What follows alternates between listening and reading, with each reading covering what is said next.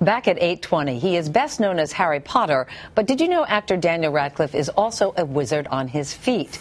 He is now singing and dancing on Broadway as the lead in the 50th anniversary revival of How to Succeed in Business Without Really Trying. Daniel, good morning to you. Good morning. Thank you very much for having me. It's great to have you here. Your Broadway debut was actually in 2008 in Equus. Yeah. When you were nude on the stage, there was a lot of...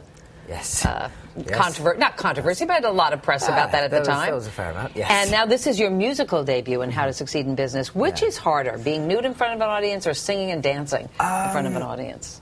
I don't know.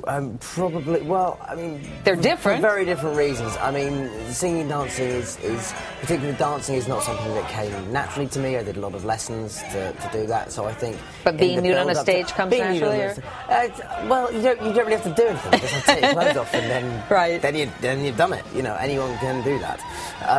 So yeah, I'd say if I had to choose one to do 8 times a week, it would probably be doing the singing and dancing. I think that is over a long period of time, that is more preferable. And you are really a terrific dancer in this Broadway musical, but it took a lot of effort, right? You were not a natural dancer. No, not at all. I mean, I did about, well, when I wasn't filming on Potter, I was doing 9 hours of training a week, and then on my days off from Potter, I would do 3 hours, and like just to try and... Because, you know, I didn't want Rob, our director, who's also a fantastic choreographer, I didn't want him to have to censor himself in terms of, you know, toning down what he would want me to do.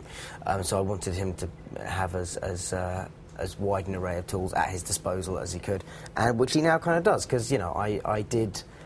you know, as opposed to a couple of years ago, I couldn't have almost done my left from my right in terms of dancing, and now I'm a lot better. You're a lot better, yeah.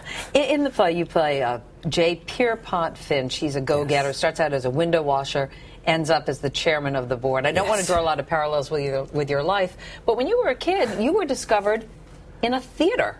Yeah, I mean, that's the slightly romanticised version of my story, but yes, to all intents and purposes, that's where the moment happened where I met the producers of Potter for the first time.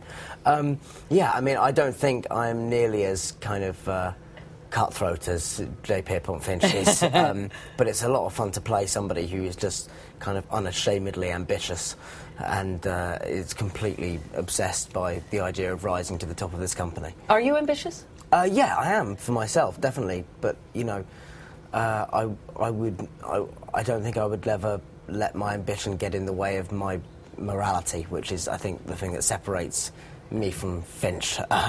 Finch is somebody who, is quite willing to do things that aren't necessarily morally upstanding in order to get ahead. But what's lovely about that as a character is that the fact that you still, and it's a testament to how well the character is written, is that you still like him after all that, despite the fact that not everything he does is totally kosher. You know, this is the 50th anniversary of this musical. You're following in some pretty big shoes. Robert Morse played your part. Matthew Broderick played your part. Yeah.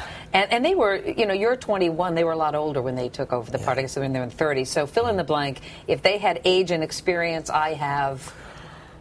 The confidence of youth. I don't know. I mean, it's. I think one of the things that I think makes it a different production, and what I bring to it is the fact that because I am so young and playing him so young, it kind of makes you forgive a lot of the reprehensible behaviour, because you just go, oh, he's young, he doesn't know any better, you know. Whereas the temptation with an older part might be to think that he was slightly, you know, manipulative. You tend not to focus on that, I think, when somebody's 21, and you forgive a lot more, I think, that way. The last film of the Harry Potter franchise comes out this summer. I know you've said you've moved on and you sort of did your mourning. Yeah. But at this point, what are you going to miss most about it? You know, working with the crew on those films every day, I became incredibly close with the crew, and being able to see them who are some of my best friends every single day was very, very special, and I will certainly miss that a huge amount. Well, we are awfully glad that you are sticking around. That is for sure. Great reviews that you're getting as well. Well, they're not out yet, but so far people are enjoying it. So, yeah, exactly. I understand standing ovations, even though you don't read the reviews. No, I don't read them. But anyway, we're coming back soon. So. All right. Cool. Daniel, thank you very much. Thank you so much. Currently in reviews, opens on March 27th. How to Succeed in Business. Just ahead, actor Ted Danson.